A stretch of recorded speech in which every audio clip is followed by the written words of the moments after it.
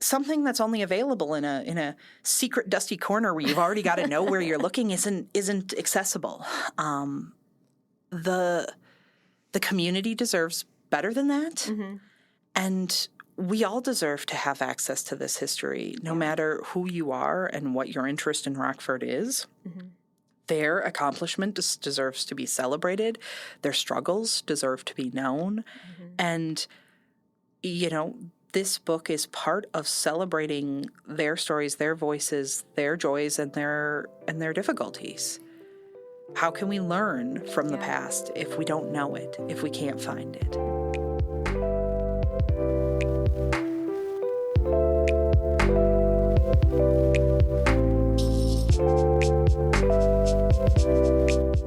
It's a new year, and we're back with a new episode. I'm Laura Griffin, your host, and if you've wondered about who built this city, laid its foundations, shaped its earliest communities, then you're going to want to hear this. Today, we're talking about the book African Americans in Early Rockford, 1834 through 1871, by John L. Molyneaux. For context, the time frame is before the founding of Rockford through the Civil War and the Reconstruction era. This book has been a passion project of our very own RPL librarian, Sarah Stumpf. She is joining me today to share about this book and the journey to its second printing. So welcome, Sarah. Hi, Laura. Thanks for having me back. Yeah, it's great to have you here with us again. You've become our archaeologist of the library. Should I call you Indy?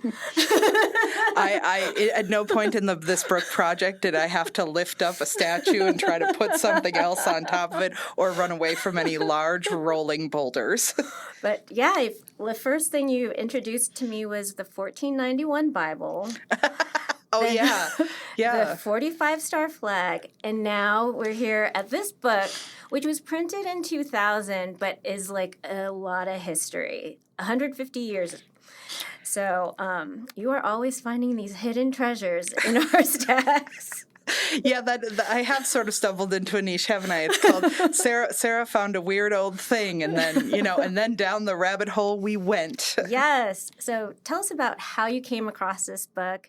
And more about this book. So African Americans in Early Rockford was written by John Molyneaux, who worked for the Rockford Public Library for a number of years. He retired in, I want to say, 2007 or 2008, and he ran the local history department for that time. Mm-hmm. And he was a historian by trade, not a, librarian or archivist, but he did help, organize to the best of the ability that he had with the resources he had a lot of the historical collections that we have right now. I think if I would have called John when I found that Bible, he would have said, "Oh, of course there's a 1491 Bible in the bottom of a cabinet." He knew things where everything was. But this was also a time as RPO was moving towards digitization, moving towards electronic records, and didn't always have the time and the expertise to properly archive things. So this was something that was his passion project outside of work, which was doing research into the African American history of early Rockford. This is a time period where you're largely talking about early newspapers or before newspapers. Mm-hmm. So you're looking at things like journals, documents, interviews with people years later talking about this time, looking back on this time period. Mm-hmm.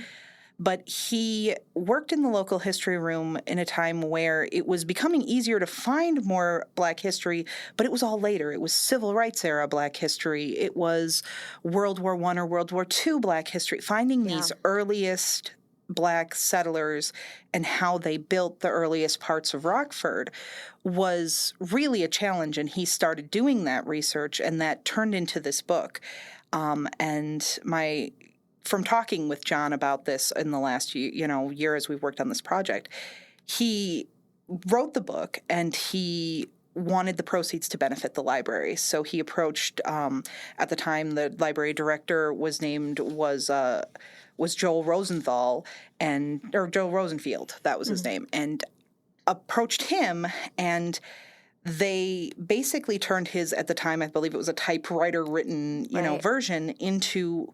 What year is this? This is 99, 2000-ish, Okay. when they start doing this. And they type it all up in a computerized document, and they send it off, and they get some copies printed, and they sell them. And they were very proud, and like I said, the proceeds benefited the library, but they didn't...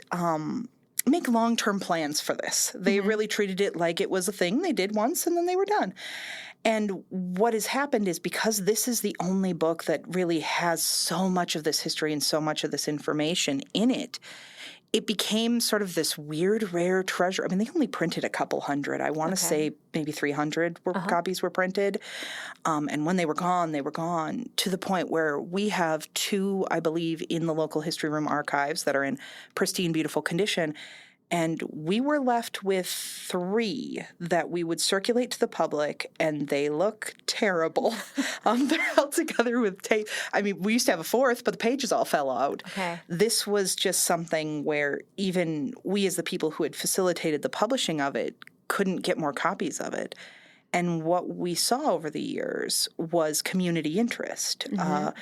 Winnebago Boone County Genealogical Society, particularly Jerry Moore, who's involved with that, had asked us, could we get copies printed? And the answer always was, well, that's time-consuming and expensive because we don't have the original files.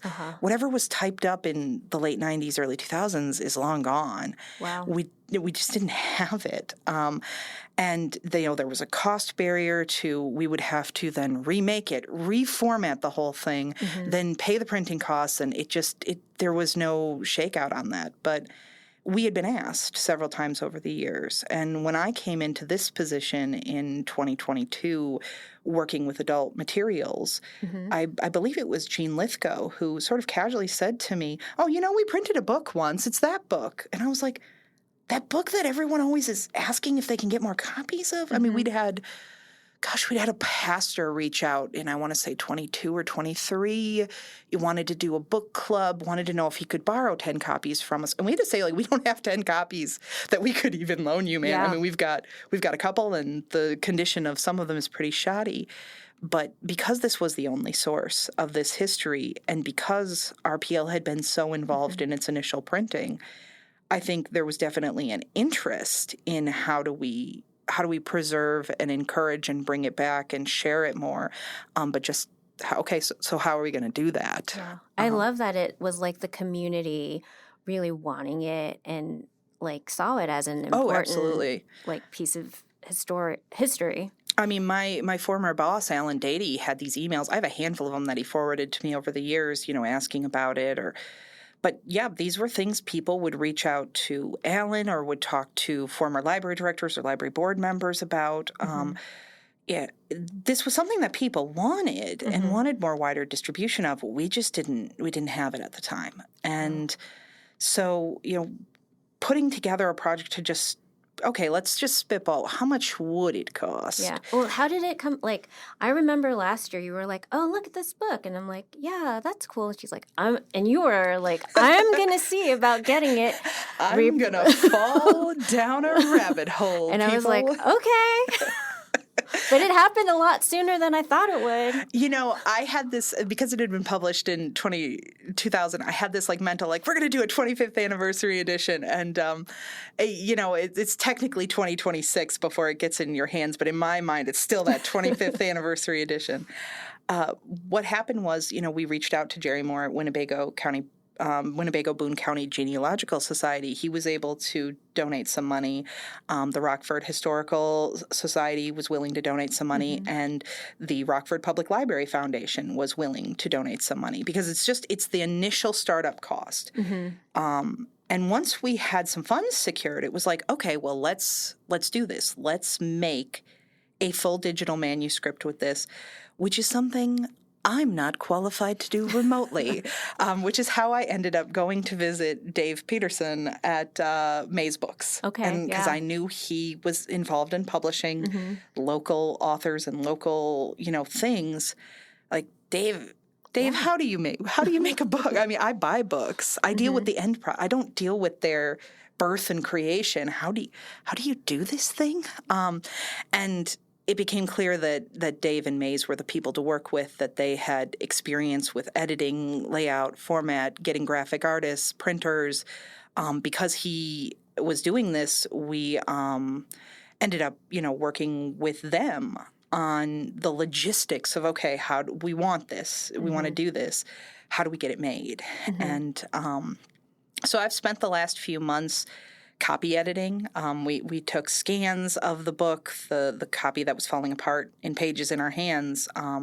We sent it off to a scanning company in Milwaukee, and in order to do these scans, they had to take the pages out anyway. So I was like, good, you can have all this that's already loose. You're halfway there.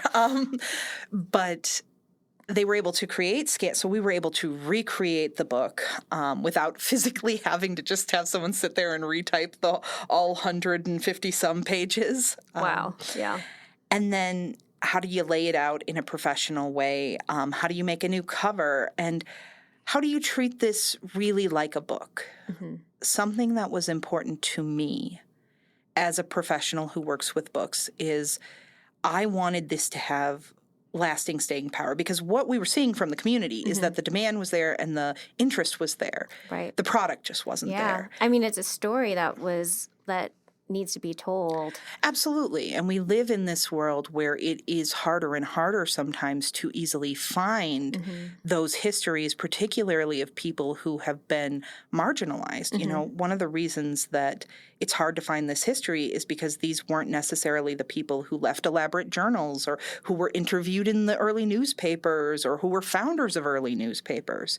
It was about, really doing, and John had done this incredibly, detail-oriented, scholarly work of picking through these sources, most of them through what we have in the local history room at RPL. So it definitely reflected well on us. Like, look at the immaculate things you can make with the research available to you. But is it really available to you if the only copies you can find in the community are up in the local history room? You can't check them out. You can only come to the reading room and read them in person. That's not really accessible in the community. I mean, it means someone maybe could find it, but you'd almost have to know you have to know. Yeah. And as we got further from that 2000 publication date, there were, besides Jean, who retired this past summer, there wasn't anybody who worked here anymore who'd worked on this original project. Right. So who's going to know? Right. Who's going to know that we have this gem? A gem you have hidden away is not really accessible. And you were telling me before, it doesn't have an ISBN. No, it wasn't treated like a book. There's a way that you publish a book, you put it in with the Library of Congress, you get all the things that go into making anybody can go to a printer and say, hey, can you print this stack of something? Right. Amazon. They'll put it in a form that looks like a book, but as far as having a professional, long-lasting, clear, easy to find, top-tier product, because to me the history was so important, and if to this community that I wanted to treat it like with the utmost professionalism. Like, I didn't want to do this if we were just going to slap and staple it together and hand it out or whatever. I wanted to do it like I was making the next New York Times bestseller. I wanted to bring big five publisher energy, high quality. Yes. To this. This is what this history deserves. This is what this community deserves. Particularly a lot of the, Black folks in our community who had reached out to us over the years, who had said they wanted to learn more about this topic, and it was so hard. Yeah. And they deserved to have something that was as good as I could humanly make it. And so that was how we got into the process of working with Mays Books Publishing arm, deciding what tone of cream to have on the paper. What kind of paper? If it's too white, I feel like it looks too shoddy and self-published. So we went with, a cream. But how dark of a cream? And then how does the text print on that dark of a cream? Okay, the footnotes don't come out quite as crisp and clear on this color. We got to tweak the exact hex value decimal coding of what color shade we made the footnotes. Did you like that process? A little. Okay, I'm a nerd, and I love a project. Okay. I came at this I'm not a local history specialist, but I do have a history degree from the University of Wisconsin, and history was one of my first loves. And if you visit the staff pick section here at the main branch, you'll often see history things, and the person who staff picked them was me. So this is in general, history and historical things are something I love. But book publishing was something I've never been into. I'm like, I don't know about it. I don't know how this works. It was not a topic that was of interest to me. So once we were able to get, everything lined up and put together a product, it was still really important to John that all the proceeds from this benefit the Rockford Public Library. Oh, that's amazing. And we've had some conversations like, what is the library doing in the business of making a book or publishing a book? Are you going to get into book publishing? The short answer is no, because the long answer is, well, if you work here for 40 years and you immaculately research a book and birth your beautiful baby into the world and then want to give it to us for free, maybe, I guess, in theory. But it was such a unique constellation of factors that had created the book in the first place. And I wanted to make sure that we were preserving that spirit, that this book, it is, absolutely about the voices of early Rockford that deserve to be heard, the stories that you don't know. But it's a library story. It's about the library coming together and working together on a project that benefits the whole community and the library. Yes. So it's good to know where we're from. Yeah. We need to know where we're from. Absolutely. You need to know some of these people, and there are stories in here. There are people that you've heard of. Lewis Lemon, I think most people in town know who Lewis Lemon was. They know Lewis Lemon came to Early Rockford as a slave, got freed. That's what people know about Lewis Lemon. What did Lewis Lemon do in Early Rockford?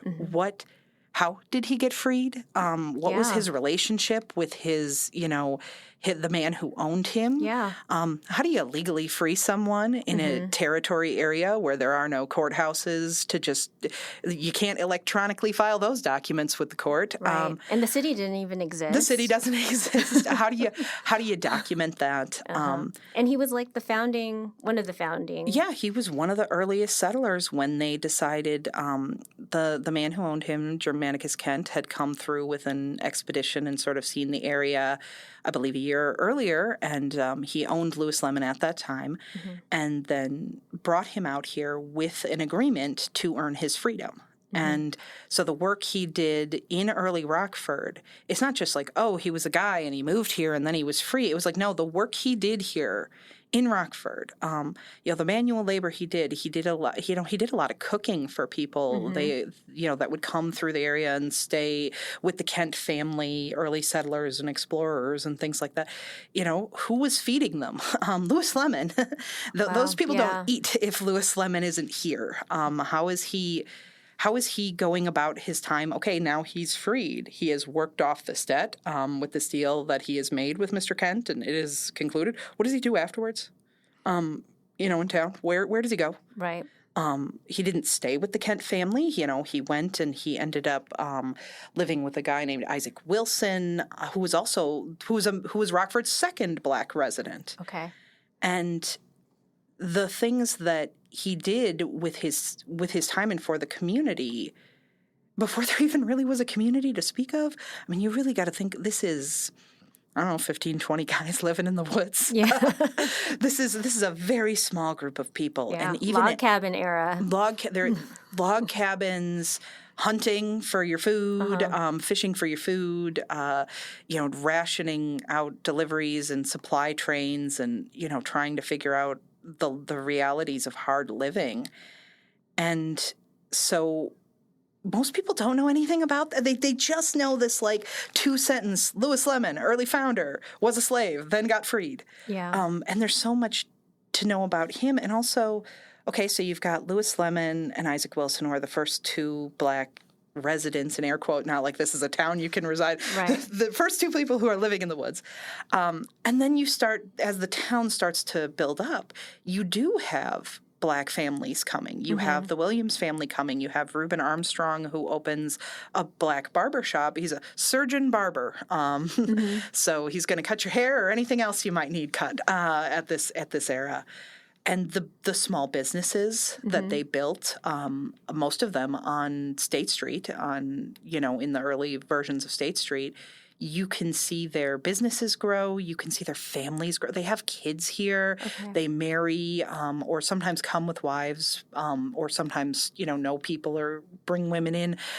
They settle. They become founders of Rockford just as much as anybody else, but it just their story is not as widely known and not as widely told. Right. And they deserve to speak for themselves and to have their stories, their accomplishments.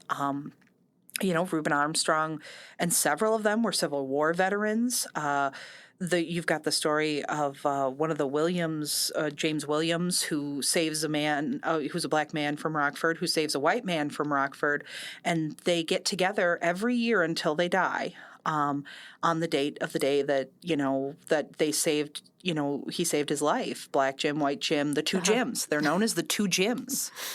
And so you have these early stories about heroism, bravery, business, interracial friendships, growing faith communities, and different kinds of people. The type of Black settlers who came after the Civil War were largely, I would call them freedmen refugees. They, had nothing left in the South. They didn't have anything to their name. Largely white benevolent societies in Rockford helped them get settled, helped them find homes, helped them get educations. It takes a while, to get these people settled, but there's clashes with Irish immigrants. It's not all sunshine and roses. There definitely are challenges, but if you're ignoring those challenges, then you're ignoring the people that rose to meet those challenges. And so for me, it was just so important that this not end up a weird thing shoved in a cabinet like that 1491 Bible that someone finds in the back of a cabinet 500 years later and goes, oh, someone made this. I wanted it to be out there. Yeah. And how do you ensure that it gets out there? So the book is currently for sale through the Foundation website. So if you go to the Rockford Public Library Foundation and you click on where they have shop, it is available for pre-sale. It'll be coming here in early February. Okay. Do we have a date yet? Is there a birth? we have a ballpark of February 9th. Okay. The date is whatever day we pick it up from 11th Street Printing. That's the date we have. But it should be relatively soon. The book is with the printer, so it's just a question of when it actually gets printed out. And we have things that are happening in February as part of Black History Month, but really part of celebrating this book release.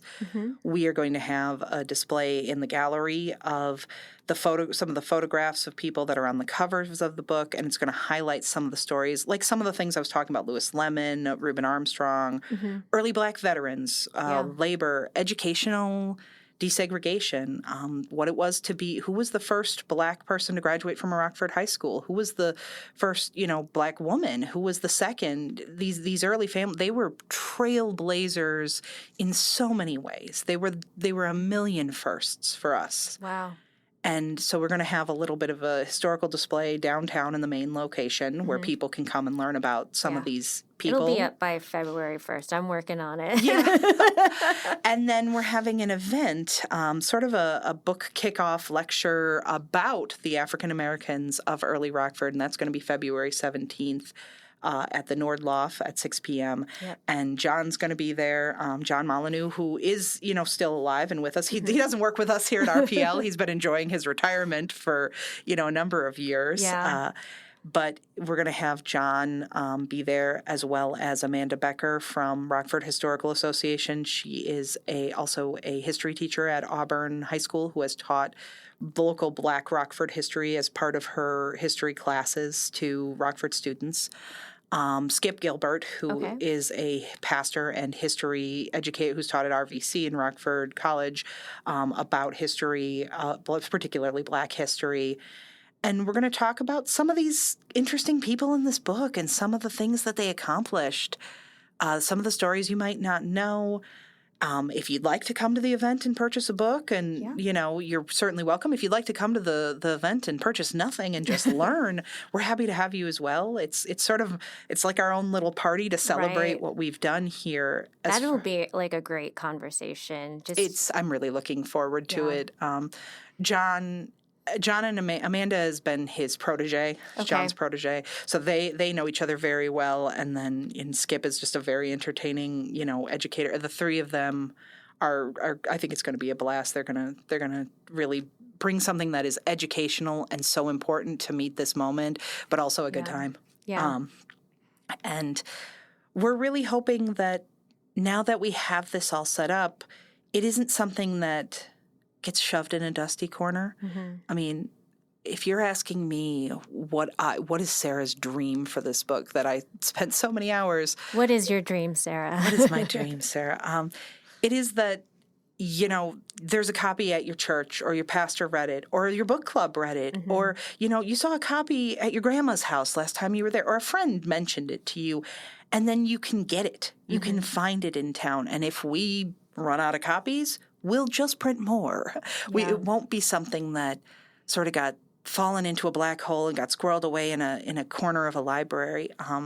One of the things that was really important to me was to register it with the Library of Congress. Mm-hmm. We will be sending a copy to the Library of Congress in D.C. because I want 100 years from now, when we're all dead, very dead, someone might be interested in the history of early Rockford, or of the black cities of the Midwest, or, early African-American settlers of the Great Lakes region. I don't know. I don't know what question a historian is going to answer 100 years, 200 years mm-hmm. in the future. All I can say is that I want to preserve this, I want to share this, and I want to make it available in the years and the centuries to come. And so that was why we invested time and luckily found financial sponsors who could really back us on this, because the goal of the Rockford Public Library is to educate and inform. That's one of the things in our mission statement. And it's so important. Yeah. We need that. And there are so many layers to history, and we need this layer of history to be seen and known and heard. Mm-hmm. Absolutely. And something that's only available in a secret dusty corner where you've already got to know where you're looking isn't accessible. The community deserves better than that. Mm-hmm. And we all deserve to have access to this history, no matter who you are and what your interest in Rockford is. Mm-hmm. Their accomplishment deserves to be celebrated. Their struggles deserve to be known. Mm-hmm. And, this book is part of celebrating their stories, their voices, their joys, and their difficulties. How can we learn from the past if we don't know it, if we can't find it? Mm-hmm. And so I'm hoping, my goal for this is, if you are so inclined to spend $20 to buy a copy of the book, that'd be great. If you'd like to check one out for the library, we're definitely going to have nice, non-falling apart, non-held together with tape copies at the library. Now that we've got a new printing, I want this to be something that is accessible to anyone in the community, whether you're just a casual person who reads history, whether someone mentioned something that you thought was interesting or funny, whether you're a serious researcher, it doesn't matter. This history is so important to disseminate and share. And that's been the dream. That's the goal, is that it lives on, after I'm gone, after John's gone, after Amanda and everyone who worked on this project is gone, it becomes something that this community has that outlives us all. That's awesome, Sarah. Thank you. Thank you, Laura. So thank you for joining us on today's episode of the RPL podcast. We hope this conversation deepened your understanding of the rich and often overlooked history of Rockford's early African-American community. You can explore the full story in the Rockford Public Library's newly published book, which will come out February 9th-ish, early February. Pre-order now. Yeah. As soon you will be notified as soon as you can come to the library, pick up your copy, or have it shipped to you. Exactly. So if you enjoyed this episode, be sure to subscribe, share it with a friend, and stay tuned for more stories that connect us to our past and inspire our future. Thanks for listening.